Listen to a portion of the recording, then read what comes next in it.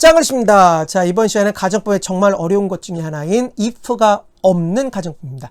if가 없는 가정법. 이런 생각 드시지 않나요? 선생님, 가정법에 if가 없으면 이게 어떻게 말이 됩니까? if 자체가 마냥 무엇 한다면 그런 뜻인데요. 그런 가정법이 어디 있습니까? 혹시 있다 할지라도 조금 쓰이는 거죠. 거의 안 쓰이죠. 말도 안 되는 소리입니다. 안타까운 건 이걸 설명하는 선생님도 많지 않고 교재 자체도 많지 않습니다. 그리고 이것을 막 응용해서 설명할 수 있는 능력을 가지신 분이 또 실제로 독해를 하실 때 그렇게 하시는 분이 얼마나 있을까요? 그만큼 가정법은 어렵습니다. 그래서 여러분들에게 분명히 말씀드리고 싶은 것은 의외로 if가 있는 가정법보다 if가 없는 가정법을 더 많이 사용합니다. 미국 사람들, 영국 사람들, 영어를 사용하는 사람들, 원어민들 매번 if가 없는 가정법을 늘 씁니다. 늘 씁니다. 그런데 우리는 왜 독해할 때나 어떤 배울 때, 공부할 때 왜 그런 거 잘 못 들었죠? 왜 그러냐면 아까 말씀드린 것처럼 알려주는 사람도 많지 않고 알려주는 책도 많지 않고 가르칠 만한 능력이 되는 분, 또 설사 가르쳐준다 할 때도 제대로 해석하는 사람이 많지 않고 그냥 나오면 그냥 어떤 시제니까 그냥 의미만 맞으면 대충 해석하기 때문에 그런 것이지, 잘 여러분들이 정확히 시제를 생각하면서 가정법을 생각하면서 해석을 하신다면 if가 없는 가정법을 정말 많이 발견할 수 있습니다. 그래서 이번 시간에 한번 제대로 배워서 실제로 독해할 때 꼭 한번 써먹어 보시기 바랍니다. if가 없는 가정법이 더 많습니다. 놀랍지 않나요? 자, 그래서 제가 참고를 적어놨습니다. 가정법이라고 하면 우리는 if가 담긴 절을 갖다 주로 생각할 수 있다. 그러나 실제로 더 중요한 곳은 would, should, could, might 플러스 동사 원형으로 구성되어 있는 가정법의 뒷부분이라고 제가 맨날 부른 부분 있잖아요. if가 없는 가정법의 뒷부분이라고 하는 바로 그 조동사로 구성된 부분, 즉 가정법의 뒷부분이 훨씬 더 중요합니다. 그것만 쓰여서 가정법을 나타내는 경우가 정말 많습니다. 따라서 if절이 없다 할지라도 이 뒷부분을 보고서 이것이 가정법 과거인지 가정법 과거 완료인지 잘 살펴보고 그것에 맞게 해석해야 되는데 쉽지 않죠. 제가 말만 이렇게 하지 저 역시 마찬가지로 헷갈릴 때가 있습니다. 헷갈릴 때가 있고 실제로 독해할 때 찾아내기가 쉽지 않습니다. 이해는 하는데 여러분들이 이왕 이렇게 배웠으니까 한번 제대로 연습을 해보십시오. 자, 그러면 if절 대신에 뭐가 대신 쓰이냐? 명사나 부사어나 부사나 또는 if 대신에 접속사, if절 대신에 접속사나 또는 if절 대신에 뒤에 투부정사, 심지어는 아예 if절이 없는 경우까지 어떤 게 대신하는 것도 없이 아예 없는 경우까지 if가 들어가 있지 않은 if절이 없는 가정법을 살펴보겠습니다. 먼저 자, if 대신에 그냥 명사 하나만 뚱 썼을 때입니다. 근데 요 명사 하나로 이게 if인지 어떻게 알아요? if절의 가정법의 의미인지 어떻게 알아요?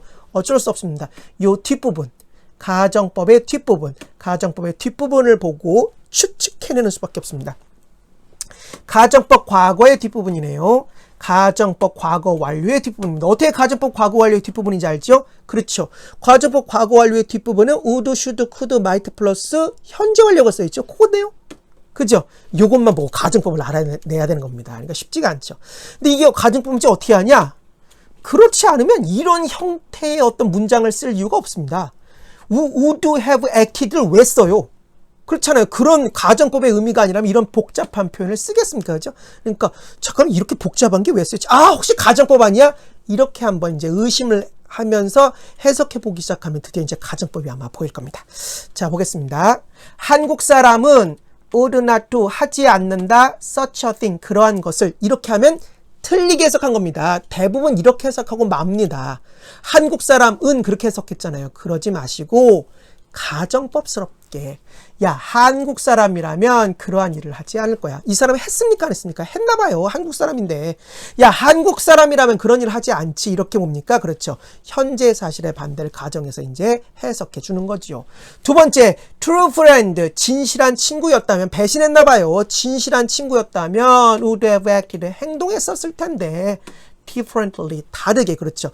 가정법 과거 완료는 과거 사실의 반대를 가정하는 거니까 진실한 친구였다면 아마 다르게 행동했었을 텐데라는 문장을 보면 아마 이 사람 배신을 때렸나 보죠. 진실한 친구처럼 행동하지 않았습니다. 그래서 if가 없는 가정법에, 즉 그냥 한국 사람 은이나 진실한 친구 는이라고 해석하지 말고 한국 사람이라면 진실한 친구였다면에 가정법의 의미를 넣어서 해석하십시오. 어디에?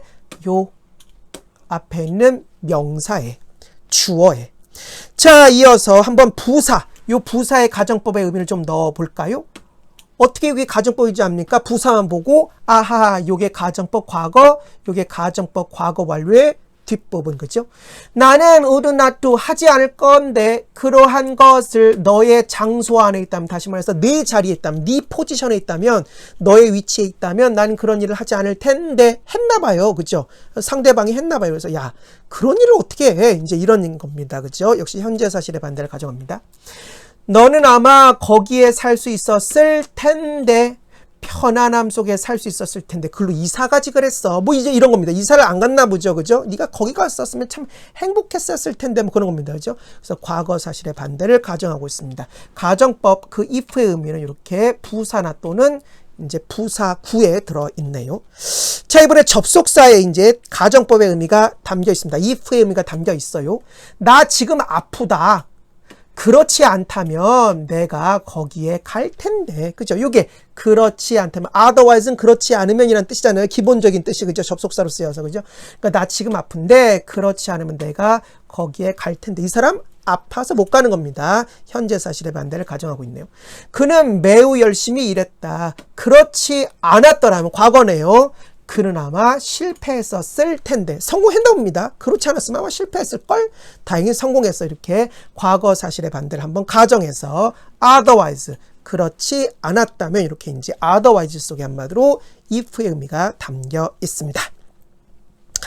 자, 계속해서 투부정사가 가정법의 의미로 쓰입니다. 자, 가정법 과거, 가정법 과거 완료 봅시다. to speak이 if의 의미를 담고 있다는 뜻이에요. 그 다음에 to hear가 if의 의미를 담고 있다는 뜻이에요. 놀랍지 않나요? 어떻게 한다고요?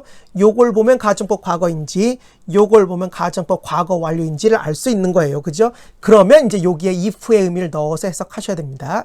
자, 보겠습니다. 실제로 투부정사는 if의 의미로 가끔 쓰인다고 이미 앞서서 투부정사 편에서 공부했습니다. 기억나신다면 정말 대단하신 겁니다. 자, 보겠습니다. 나는 매우 기쁠 텐데, 말한다면, 불어를 말한다면 참 기쁠 텐데, 불어를 못 말하니까 현재 사실의 반대를 가정해서 해석하고 있습니다. 네가 듣는다면, 그가 말하는 것을, 영어를 말하는 걸 듣는다면 너는 아마 would have taken, 간주할 텐데, 그를 무엇으로 간주하는 거예요? 그렇죠. 미국 사람으로 아마 간주했었을 거야. 간주했었을 거야. 그죠? 그렇죠. 과거 사실의 반대를 가정해서, 한마디로 가정법 과거 완료를 써서 과거 사실의 반대를 가정해서 저 투부정사 안에 뭡니까? 그렇죠. if의 의미를 담았다라고 생각하시면 되겠습니다. 아예 if의 의미 부분이 생략된 것이 있습니다. 이럴 때는 이런 문장입니다. 이런 문장. 나는 could have come, 일부러 이제 좀 너무 복잡해서 가정법 과거 완료로 통일했습니다. 여기는 가정법 과거가 없습니다. 가정법 과거 완료죠. 가정법 과거 완료의 뒷부분이죠. 나는 could have come, 올 수 있었을 텐데 어제 못 왔나 봐요. 하지만 어제 뭐 예를 들면 기회가 있었으면 올 수 있었을 텐데라든가, 그녀는 아마 떨어졌었을 텐데 안 떨어졌나 봐요. 그죠? 떨어졌었을 텐데라고 뭔가 가정의 의미만 전달하고 있습니다. 어떻게 알아요? 그 앞의 내용이 뭔지 알아요. 뭔지 어떻게 알아요? 뭔지 어떻게 합니까? 그렇죠. 여러분들이 문장 하나가 단독으로 쓰인 경우는 많지 않습니다. 보통 문맥 상황에서 글을 읽으면 그 글 속에서 무슨 내용인지 파악이 가능합니다. 그래서 문맥이나 여러분들이 글을 읽거나 뭐 대화를 한다든가 할 때 문맥 상황이나 글 속에서 여러분들이 이것을 굳이 그 if 부분을 갖다 표현하지 않아도 여러분들이 추측으로, 상상력으로 여러분들이 이 사람이 무슨 말을 갖다 하는지를 알 수가 있는 거죠. 그것이 바로 우리가 인간으로서 언어를 쓰는 어떤 그런 능력 아니겠습니까? 그래서 아예 if절 부분이 생략됐는데, 예를 들면 이런 것이 생략됐다고 보는 거죠. 내가 어제 올 수 있었을 텐데라고 한다면 문맥상 보면은 내가 만약에 원했더라면이라든가, 또는 그녀는 아마 떨어졌었을 텐데라고 한다면 내가 그 사람이 그녀를 잡아주지 않았더라면 떨어졌을 텐데처럼 문맥을 보면 앞에 생략된 if 부분에 생략된 것을 우리는 유추해낼 수 있다. 따라서 이렇게 생략된 경우에도 여러분들이 저 뒷부분을 보고 가정법스럽게 여러분들이 해석할 수 있어야 합니다. 그래야만 여러분들이 제대로 해석을 갖다가 하는 것입니다. 예, 지금까지 짱으리셨습니다.